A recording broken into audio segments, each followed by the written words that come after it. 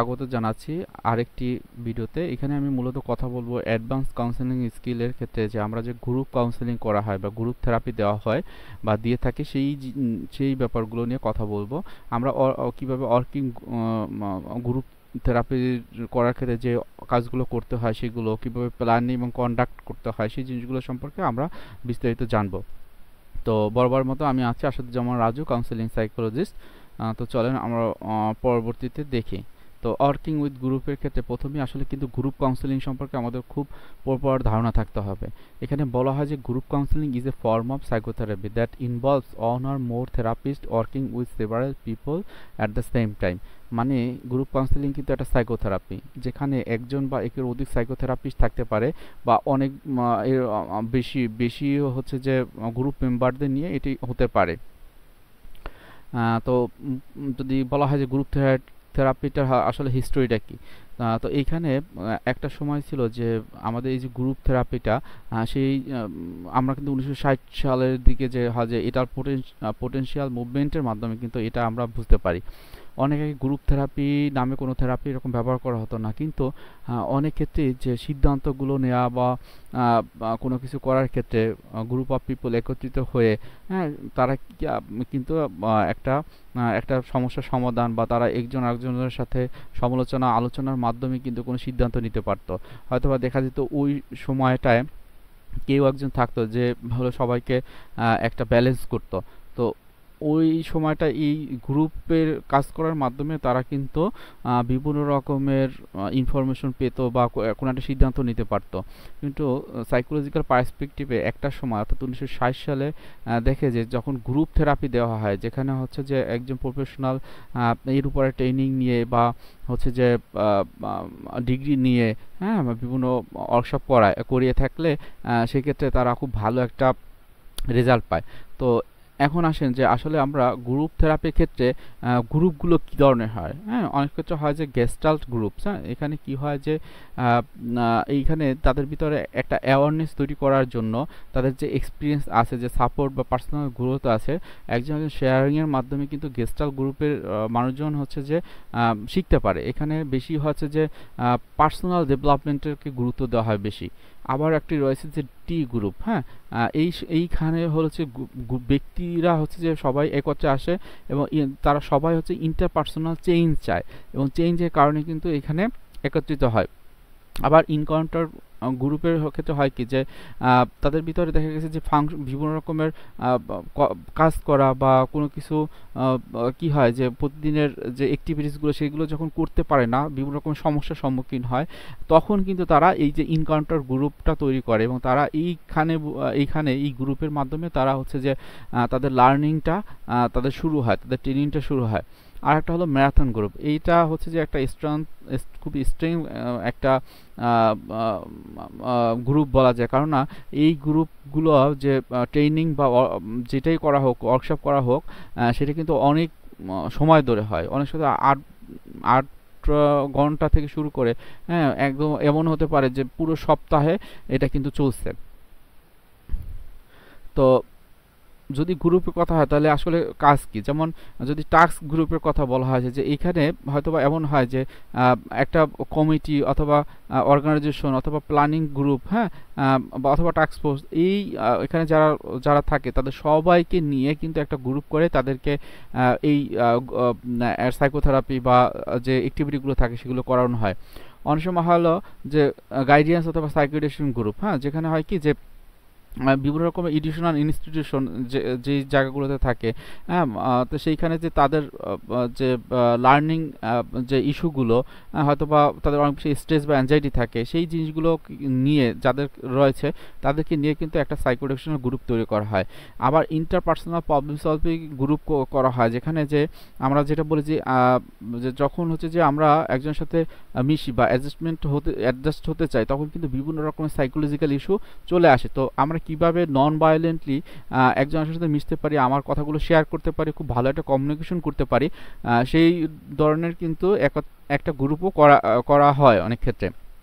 আবার সাইকোথেরাপি গ্রুপের কথা বলা হয়েছে, যেখানে দেখা যায় যে হয়তো বা পার্সোনালিটি ডিসঅর্ডার বা পার্সোনালিটির বিভিন্ন রকমের রিকনস্ট্রাকশন দরকার, হ্যাঁ, বা অন্য কোনো সাইকোলজিক্যাল প্রবলেম রয়েছে। তো এই যে সাইকোলজিক্যাল প্রবলেম বা যাদের এই সেম প্রবলেমগুলো, তাদেরকে একত্রিত করেই হয়তো বা একটা সাইকোথেরাপি গ্রুপ করা হয়, যেখানে কাউন্সিলিং বা সাইকোথেরাপি দেওয়া হয়। অনেক সময় অনেকের বিভিন্ন রকমের সাপোর্ট দরকার হয়, বিভিন্ন রকমের ইনফরমেশন, হ্যাঁ, বা বিভিন্ন রকমের তথ্য দরকার হয়। তো ওই যে তথ্যগুলো, তার যদি স্পেসিফিক পপুলেশন হয় যে এই ধরনের ক্যাটাগরির লোকজন, তারা হচ্ছে যে এই ধরনের স্ট্রেসে ভুগে, তখন ওনাদেরকে সাপোর্ট দেওয়ার জন্য একটা গ্রুপ তৈরি করে, তখন কিন্তু তাদের যে যে কমফোর্ট জোনটা, হ্যাঁ, বা একজন একজনের জন্য একটা কানেক্ট বা ফিল করে, বা নিজেদেরকে ভিতরে আলোচনার মাধ্যমে লার্নিংটা পেতে পারে, সেই জিনিসটা কিন্তু ফ্যাসিলিটেশন করা হয়। হ্যাঁ, এবং সেলফ হেল্প গ্রুপ, যেখানে এটা কোনো ফর্মাল বা ট্রেন গ্রুপ না, যেটা বলা হয় অনেক সময় হয় কি যে অনেকে হচ্ছে যে অ্যালকোহলিক, হ্যাঁ, তো ওই জায়গাগুলোতে বা গ্যাম্বলার্স যারা আছেন, তাদেরকে একত্রে মিলে আলাদা আলাদা করে একটা গ্রুপ করে তারা কিভাবে নিজেদেরকে সেলফ হেল্প করতে পারে, নিজেকে কিভাবে ভালো রাখতে পারে, হ্যাঁ, তো এই জিনিসগুলো শেয়ার করবে। তো এই রকম গ্রুপও কিন্তু হতে পারে। কেন আমরা গ্রুপ থেরাপি কন্ডাক্ট করি, এখানে বলা হয়েছে আমরা ইনিশিয়াল ইনস্টলেশন অফ হোপ, মানে হচ্ছে যে যারা আমাদের কাছে আসে তাদের ভিতরে একটা আশা সঞ্চার করার জন্য। হ্যাঁ, আবার অনেক সময় হয় কি যে সার্বজনীনতা, হ্যাঁ, বিভিন্ন জনের বিভিন্ন রকমের সমস্যা থাকে, অনেকের উপর ভালো কিছু ক্রাইটেরিয়াও থাকে। সো এই জিনিসগুলো একটা সার্বজনীনতা, সবার ভিতরে একটা সমানভাবে ভাগ করার যে প্রক্রিয়া, এটাও কিন্তু একটা ফোর্স হতে পারে এই গ্রুপ থেরাপির ক্ষেত্রে। হ্যাঁ, অনেক সময় হয় কি এই গ্রুপগুলোতে বিভিন্ন সেক্টরের মানুষগুলো বিভিন্ন রকমের নলেজ নিয়ে আসে, এবং এটা একটা ব্লেন্ডিং হয়। হ্যাঁ, তারা কি হয়, তখন এই শেয়ারিংয়ের মাধ্যমে একটা কোহেসিভনেস, হ্যাঁ, হয়, এবং যখন সে শেয়ার করে তার ভিতরে ক্যাথারসিস হয়, অর্থাৎ হয়তো মনের অনেক কথা জমেছিল, এগুলো বলার মাধ্যমে তার ভিতরে একটা একটা হাস্যোজ্জ্বল একটা হ্যাপিনেস চলে আসে, এবং এটা একটা সাপোর্ট করা হয়, একজন একজনকে ফিডব্যাক দেয়, কনফ্রন্টেশন করে, যার মাধ্যমে তারা কিন্তু একে অপরকে জানতে পারে, শিখতে পারে। বিভিন্ন রকমের এক্সিস্টেন্সিয়াল ফ্যাক্টর, যেমন কোনো রকমের রিস্ক নেওয়া বা রেসপন্সিবিলিটি, এই সম্পর্কে একজন একজনের কাছ থেকে তথ্য পেতে পারে। তারপর ইন্টারপার্সোনাল লার্নিংটা হয়, হ্যাঁ, তারপর মাইক্রোসিজম বলা হয়, যে সোশ্যাল কন্ট্যাক্ট রুলস, সমাজের মানুষ সম্পর্কে একজন একজন সম্পর্কে জানতে পারে, ফ্যামিলি বা তাদের নিজেদের ভালো সেলফকে ভালো রাখার জন্য, বা নিজেকে ভালো রাখার জন্য কী কী করণীয়, সেই জিনিসগুলো কিন্তু তারা এখানে শিখতে পারে। তারা ইমোশনাল বা ডেভেলপমেন্ট সোশ্যাল স্কিলগুলো খুব ভালোভাবে শিখতে পারে। আসলে গ্রুপের অ্যাডভান্টেজের কথা যদি বলা হয়, আসলে অনেক রকমের অ্যাডভান্টেজ এখানে আছে বা সুবিধা রয়েছে। এখানে একটা সোশ্যাল লার্নিংয়ের জায়গা তৈরি হয়, নিজেরা ইন্টারপার্সোনাল যে স্কিলগুলো সেগুলো শিখতে পারে, তারা একজন একজনকে শেয়ার করতে পারে যে কী কী স্কিলগুলো রয়েছে। এটা খুবই ভালো কাজ করে অ্যাডোলেসেন্ট পিরিয়ডে, কারণ এই সময়টা কি হয় যে তাদের একটা সাইকোলজিক্যাল বড় রকমের একটা চেঞ্জ হয়। হ্যাঁ, তাদের ফিজিক্যাল চেঞ্জটা যেমন হয়, তবে সাইকোলজিক্যাল চেঞ্জটা হয়। তো সেই ক্ষেত্রে তারা একজন একজনের তথ্য জানার মাধ্যমে যদি ফ্যাসিলিটেশন হয়, তারা তাদেরকে যদি সঞ্চালন করা হয়, তাহলে কিন্তু তারা আরও বেশি প্রোডাক্টিভ এবং অনেক রকমের সাইকোলজিশন তারা পেতে পারে। তাদের সেক্সুয়াল এবং নতুন যে ইউনিক একটা ক্যারেক্টারিস্টিক তারা পাচ্ছে, তারা এই পৃথিবীকে বা ওয়ার্ল্ডকে একটা অন্যরকমভাবে দেখছে, সেই জিনিসগুলো কিন্তু তারা এই গ্রুপ কাউন্সিলিংয়ের মাধ্যমে পেতে পারে। অনেক সময় দেখা যায় গ্রুপের মাধ্যমে থেরাপিটা আসলে কস্ট এফেক্টিভ, খুব বেশি খরচ হয় না। এটা একটা কমিউনিটির মাধ্যমে একজন একজনের প্রতি অ্যাওয়ার হতে পারে, অন্যকে জানতে পারে খুব সহজে। হ্যাঁ, এটা যে হয় যে এটা যে একটা ডাইনামিজম যেটা হয় যে যেহেতু সবাই একত্রে এই জিনিসটা হলো শিখে, সেক্ষেত্রে বিভিন্ন রকমের ফ্যামিলি ইস্যু কিন্তু এখানে তারা বুঝতে পারে। তারপর হয় কি, অনেক সময় পাবলিক স্টেটমেন্ট ক্ষেত্রে যে তারা যখন বাইরে যায় তখন কে কীভাবে আচরণ করে, সে ওই আচরণগুলোকে বেস করে তারা কিন্তু রিফ্রেমিংও করতে পারে। হ্যাঁ, খুবই ভালো কাজ করে এই জায়গাগুলোতে। তারপর অনেক সময় একজন একজনকে ফিডব্যাক বা সাপোর্ট দেওয়ার মাধ্যমে তার ভিতরে যে কনফ্রন্টেশন কথা বলা হয়েছে, মানে চ্যালেঞ্জিংয়ের ব্যাপারটা, হয়তো বা সে বাস্তবে থাকতে পারছে না, যে বর্তমানে থাকা দরকার সেটা পারছে না, সেই জিনিসটাও কিন্তু গ্রুপের মাধ্যমে সম্ভব। তো এটা হচ্ছে যে গ্রুপ অ্যাডভান্টেজের কথা যদি বলা হয়, তাহলে এই জিনিসগুলো খুবই ইম্পর্টেন্টলি কাজ করে। ডিসঅ্যাডভান্টেজের ক্ষেত্রে যদি বলা হয়, সবাই একত্রে হচ্ছে যে আহ, একটা গ্রুপে থাকে। হ্যাঁ, তো সেক্ষেত্রে দেখা যায় যে কারো ভিতরে যদি সমস্যাগুলো বেশি থাকে আরেকজনে জানলে সেটা হয়তো বা কিছুটা তার উপরে একটা প্রভাব ফেলতে পারে। আবার অনেক সময় কনফিডেন্সিয়ালিটি রক্ষা করা খুব এই ক্ষেত্রে একটু চ্যালেঞ্জিং হয়ে যায়। হ্যাঁ, ট্রাস্ট বা সেফটি অনেক সময় যে যেই পরিমাণ সময় দরকার সেটা পাওয়া যায় না। অনেক সময় যে ফ্যাসিলিটেশন করে তার হাতে কিন্তু কন্ট্রোলটা নাও থাকতে পারে। অনেক সময় একটা পিয়ার প্রেশার থাকে, অনেক সময় ব্লেমিং দিতে পারে। হ্যাঁ, অনেকে কয়েকজন একত্রিত হয়তো বা পুরো গ্রুপ সেশনটা বা কারোর প্রতি একটা ব্লেমিং তৈরি করতে পারে। হ্যাঁ, অনেক সময় যে এই যে disruptive person can cause more harm. হ্যাঁ, কেউ যদি একটু খুব সিভিয়ার থাকে সে কিন্তু অন্যের জন্য হার্মফুল হতে পারে। অনেক সময় দেখা যায় কি এর মাধ্যমে অনেক সময় খুব বড় রকমের একটা হাতাহাতি পর্যন্ত হয়ে যায়।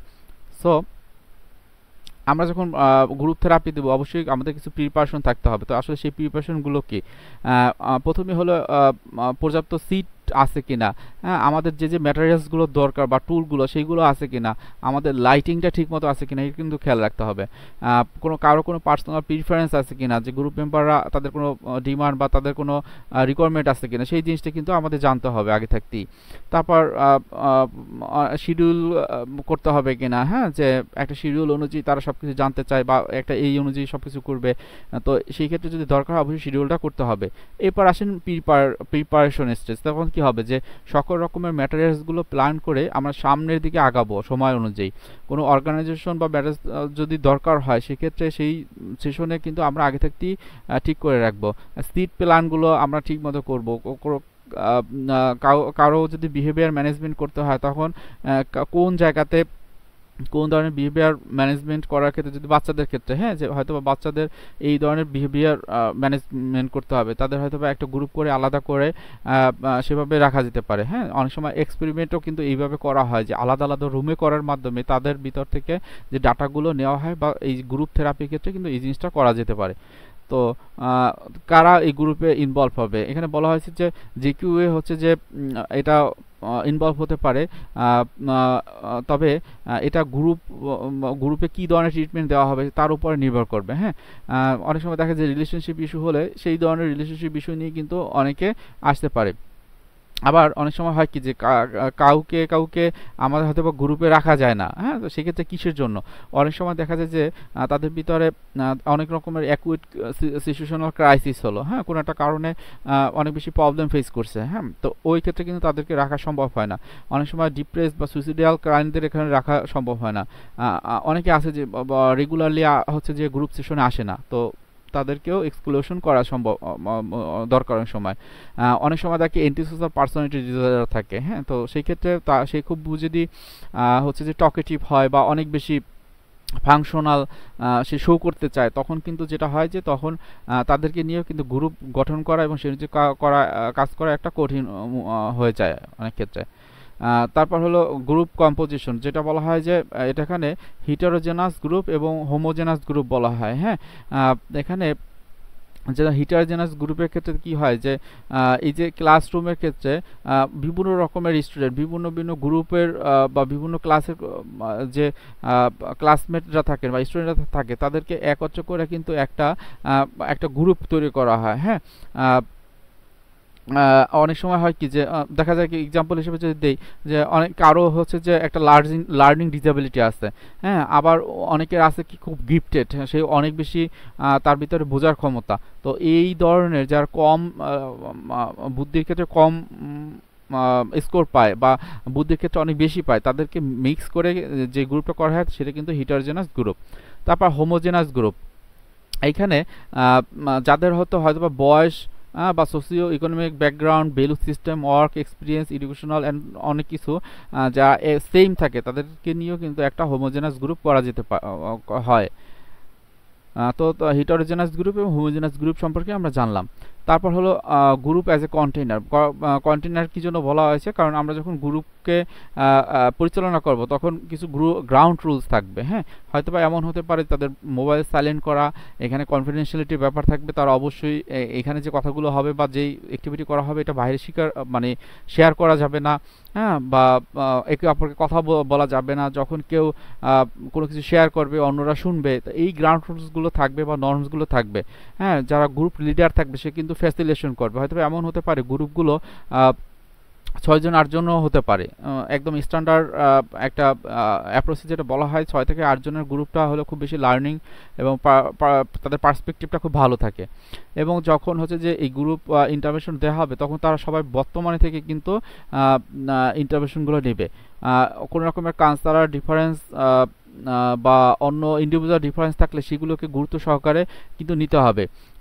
Group members less leader centred and more member centred. এখানে গ্রুপের ভিতরে অনেক সময় হয় যে এটা তারা হচ্ছে সবসময় মেম্বারদের সাথে মেম্বারের একটা সামঞ্জস্যতা থাকবে। হ্যাঁ, এখানে লিডার বা যে হচ্ছে যে এটাকে পরিচালনা করবে তার সেন্টার না হয়ে বরং মেম্বারদের ভিতরে একটা সম্পর্ক থাকবে। আচ্ছা, যখন হচ্ছে যে গ্রুপ থাকবে তখন গ্রুপ ওয়ার্কের ক্ষেত্রে কিছু বিষয় আমাদের খেয়াল রাখতে হবে। সেটা হলো পার্টিসিপেন্ট সিলেকশনের ক্ষেত্রে যে আমরা কি করব, যে কাদের ক্ষেত্রে প্রযোজ্য হতে পারে গ্রুপটা সেটা আমরা বুঝে সেই অনুযায়ী একটা গ্রুপ তৈরি করব। গ্রুপ সাইজের ক্ষেত্রে 3 থেকে 4 জন গ্রুপও করা যেতে পারে, অথবা 3 থেকে 4 শুরু করে 3 জন বা 4 জনের একটা গ্রুপ হতে পারে, ঠিক একইভাবে 100 জনের একটা গ্রুপ হতে পারে। হ্যাঁ, তবে যেটা বলা হয় যে 6 থেকে 8 জন গ্রুপ মেম্বার সবচেয়ে ভালো একটা স্ট্যান্ডার্ড লার্নিংয়ের জন্য। এবং লেন্থ এবং ডিউরেশনের ক্ষেত্রে এটা বলা হয় যে এটা 50 মিনিট থেকে শুরু করে 1 থেকে 2 ঘন্টা হতে পারে। অনেক ক্ষেত্রে কিন্তু এটা অনেক দিন, যেমন 7 দিন 14 দিন কিনা হচ্ছে যে একটা 1 বছর পর্যন্ত কিন্তু এটা হতে পারে। হ্যাঁ, অনেক সাইকোথেরাপি গ্রুপ কিন্তু এরকম করা হয়ে থাকে, বা আমরা কি বলি যে অনেক রকমের যে রিসার্চ করা হয় যে একটা সাইকোথেরাপি বা অন্য কিছু আবিষ্কার করা। তো সেক্ষেত্রে কিন্তু এই যে লঙ্গিচুনাল অ্যাপ্রোচ আবার ক্রস সেকশনাল অ্যাপ্রোচে যখন করা হয় তখন কিন্তু এইগুলো খুব বড় ধরনের একটা রিসার্চের বেসডও কিন্তু গ্রুপ ওয়ার্ক হয়ে থাকে। তারপর হলো গ্রুপ স্ট্রাকচার।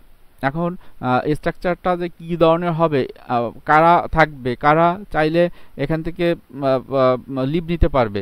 হ্যাঁ, তো এই জিনিসগুলো কিন্তু আগে থাকতে একটা স্ট্রাকচার তৈরি করে নিতে হবে।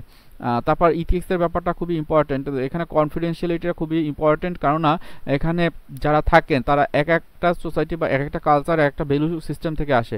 সো এখানে কোন জায়গাগুলোতে কনফিডেন্সিয়ালিটি কীভাবে মেনটেন করতে হবে সেই জিনিসগুলো কিন্তু তাদেরকে জানাতে হবে। তারপর গ্রুপ ইভ্যালুয়েশন প্রসেসটা কিন্তু এখানে থাকার দরকার আছে।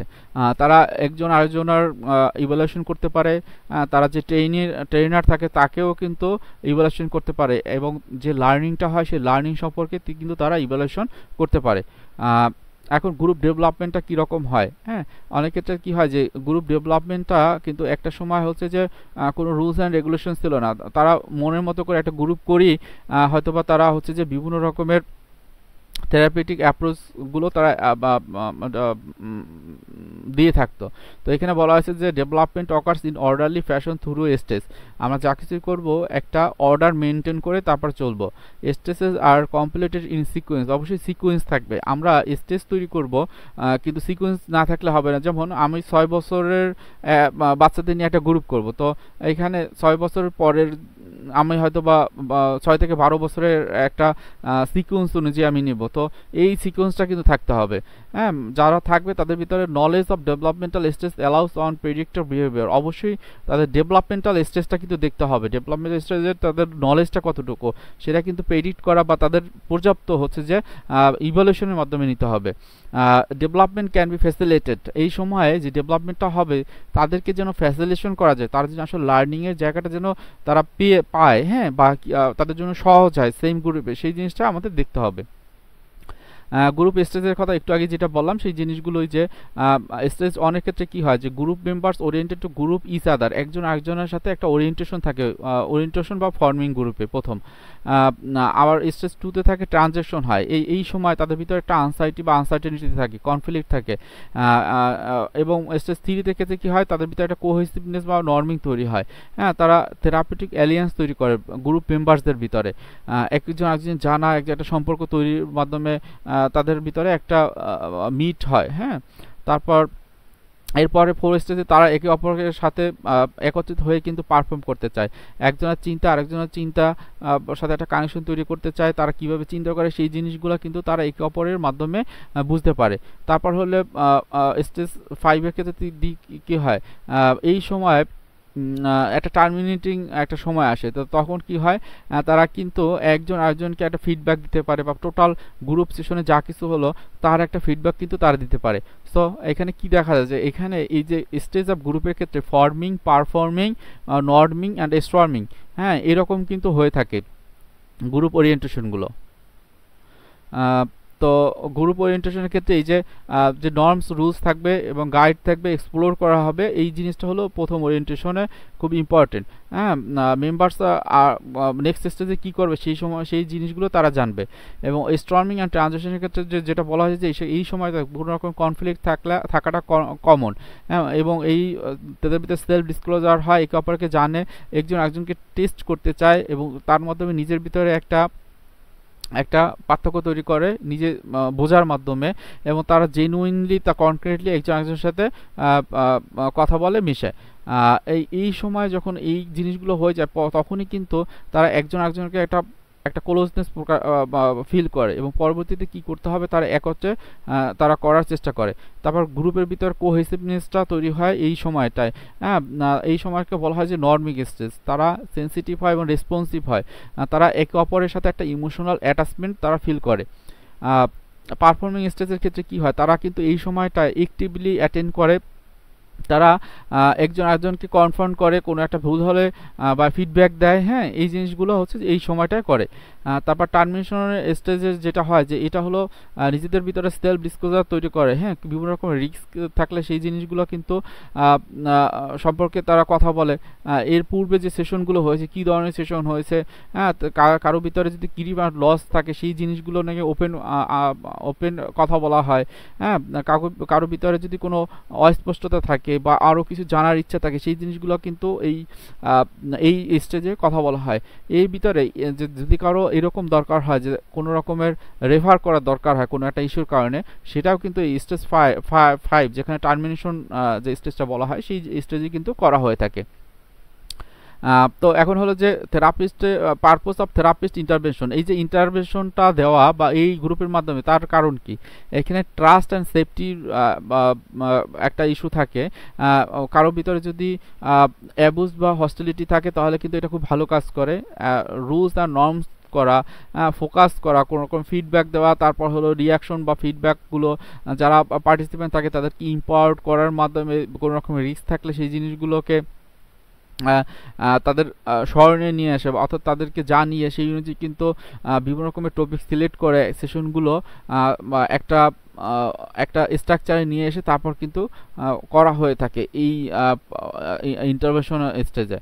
তো দি ফাংশন অফ দ্য গ্রুপ থেরাপিস্টের ক্ষেত্রে বলা হয়েছে যে এখানে ইমোশনাল স্টিমুলেশন, যেটাকে বলা হয় যে challenging confrontation, modelling, self disclosure খুবই করা হয়ে থাকে এই সময়। তারপর কেয়ারিংয়ের জায়গাটা হলো showing support, providing praise, warmth and acceptance. কেয়ারিংয়ের জায়গাটা যেটা করা হয়, সাপোর্ট করা হয়, তাদের ভিতরে কোনো ক্লারিফিকেশন দরকার হয়, ইন্টারপ্রিটেশন করতে হলে, লিঙ্কিংয়ের দরকার হলে সেটাও কিন্তু করা হয়। তারপর বিভিন্ন রকম এক্সিকিউটিভ ফাংশনিং, যেমন রুলস এবং লিমিটেশন, ম্যানেজিং টাইম, হ্যাঁ, তারা কীভাবে গ্রুপ ডাইনামিক ওয়েতে কাজ করতে পারে সেই জিনিসগুলো করা হয়। আর বেনিফিটে রয়েছে অনেক ক্ষেত্রে যে কো-থেরাপিস্ট যদি থাকা হয় সেক্ষেত্রে কি হয়, তারা একটু এক্সপার্টিস বেশি হয়, এবং যারা হচ্ছে যে ট্রেইনি থাকে বা মেম্বার থাকে তারা কিন্তু একটু ভিন্নভাবে তারা আরও বেশি কিছু শিখতে পারে। আবার অনেক সময় হয় কি যে এই যদি একজন কো-থেরাপিস্ট থাকে তখন কিন্তু তাদের পারসেপশন বা অ্যাটেনশন সব কিছু মিলিয়ে যারা হলো মেম্বাররা থাকে তারা আরও বেশি শেখার বা জানার সুযোগ থাকে। আবার হয় কি যে তাদের ভিতরে যে মডেল থাকে যে কমিউনিকেশনের ক্ষেত্রে বা কনফ্লিক্ট রেজলিউশন থাকে সেই জিনিসগুলো কিন্তু কমে যায়। কারণ হচ্ছে যে যখন একটা কনফ্লিক্ট হলো তখন কিন্তু গ্রুপে কো-থেরাপিস্ট থাকলে তারা কথা বলার মাধ্যমে আসলে ওই যে কনফ্লিক্টগুলো সেগুলো কিন্তু খুব সহজে একটা থিওরিটিক্যাল ওরিয়েন্টেশনের মাধ্যমে বা ইন্টারপার্সোনাল স্টাইল বা কালচারাল রিসোর্স যদি থাকে তখন তার মাধ্যমে কিন্তু তারা এটাকে ম্যানেজ করতে পারে। অবশ্যই লিমিটেশন থাকে বা অনেক সময় ডেঞ্জারাস হয় কোথেরাপিস্টের ক্ষেত্রে। সেটা কি হয় যে যখন এমন হয় যে কোথেরাপিস্ট বা একদম মেইন থেরাপিস্টের ক্ষেত্রে যদি স্কিলের লেভেলে একটু ডিফারেন্স থাকে, তখন কিন্তু এই জায়গাগুলোতে যারা মেম্বার থাকে তাদের বোঝার ক্ষেত্রে একটু সমস্যা হয় অনেক ক্ষেত্রে। হ্যাঁ, তারা অনেক সময় কি হয় যে তারা একত্রিত যেটা বলা হয় যে একত্র হয়ে এমন কিছু লার্নিং তারা ঠিক করে, বা তারা নিজেরাই হচ্ছে যে দুজনে মিলে একটা লার্নিং ঠিক করলো বা একটা ট্রেনিং ঠিক করলো, সেখানে হয়তো বা তারা নিজেদের ওপিনিয়নকে, নিজেদের মতামতকে হচ্ছে যে বেশি মূল্যায়ন করলো এবং একটা গ্রুপ থেরাপি করে ফেললো। তখন হয়তো বা এখানে সাইন্টিফিক ওয়েতে আবার নাও হতে পারে, যেটা গ্রুপের জন্য একটা হার্মফুল একটা সিচুয়েশন তৈরি নিয়ে আসতে পারে। হ্যাঁ, আবার অনেক সময় হয় কি যে কো লিডার মাইট ডেভেলপ কম্পিটিশন, হ্যাঁ কম্পিটিশন করতে পারে যে আমি কো লিডার কিন্তু আমি তো আসলে অনেক কিছু জানি, আমি অনেক কিছু পারি। তখন তাদের ভিতরে যদি কম্পিটিশন হয় তখন কিন্তু যারা গ্রুপ মেম্বার থাকে তাদের লার্নিংয়ের জায়গাটা কিন্তু কম থাকে। টার্মিনেশনের ক্ষেত্রে বলা হয়েছে যে যখন এই গ্রুপ সেশনগুলো যদি এমন হয় যে ডে লং হয় অথবা 1 ঘন্টারও হয়, তখন কিন্তু আমাদেরকে সামারাইজ করতে হবে, হ্যাঁ, যে এই 1 ঘন্টার ভিতরে কী কী কথা হলো বা কী কী জিনিসগুলো নিয়ে আমরা পেলাম। এই সময়তে বলা হয় যে অনেক সময় ফিডব্যাকও নেওয়া যেতে পারে। অনেক সময় হয় কি যে এই গ্রুপ যখন থেরাপি দেওয়া হয়, অনেকের ভিতর বিভিন্ন রকমের যে ইস্যু চলে আসতে পারে। তো তাদেরকে এটাও ফলো আপে রাখা যে অ্যাটলিস্ট 3 মাস আমরা তাকে ফলো আপ করবো, হ্যাঁ ফলো আপে রাখবো। এর ভিতরে যদি কোনো রকমের সমস্যা হয় তাহলে আমরা তাদেরকে নিয়ে পরবর্তীতে আমরা কাজ করব, তাদের হেল্প করার জায়গা থাকলে আমরা অবশ্যই করব। তো সবাইকে ধন্যবাদ। গ্রুপ থেরাপি সেশন আসলে খুব বড় একটা জিনিস। আমার স্লাইডগুলোতে অনেক বড় বড় অনেক টপিকস ছিল, তো সবগুলো একবারে বলা সম্ভব না, কারণ প্রত্যেকটা টপিকস এক একটা হচ্ছে যে দেখা যাবে একদিনের ট্রেনিংয়ে। তো আর আমি যেভাবে বলছি সেটা হচ্ছে যে একদম খুব বলা যায় অনেকটা দ্রুত বলছে, হ্যাঁ। তো আমার কথা বলার যতটুকু বুঝতে পারবেন, এছাড়াও আপনারা যদি স্লাইডগুলো দেখেন, পজ করে দেখেন, তাহলে কিন্তু আপনারা আর ভালো করে বুঝতে পারবেন। তো আজকের এই ভিডিওতে আমি গ্রুপ থেরাপি সেশনের ব্যাপারে এইটুকুই আমি রেডি করেছিলাম, এতটুকুই বললাম। সবাইকে ধন্যবাদ, সবাই ভালো থাকবেন। Thank you so much. আসসালামু আলাইকুম।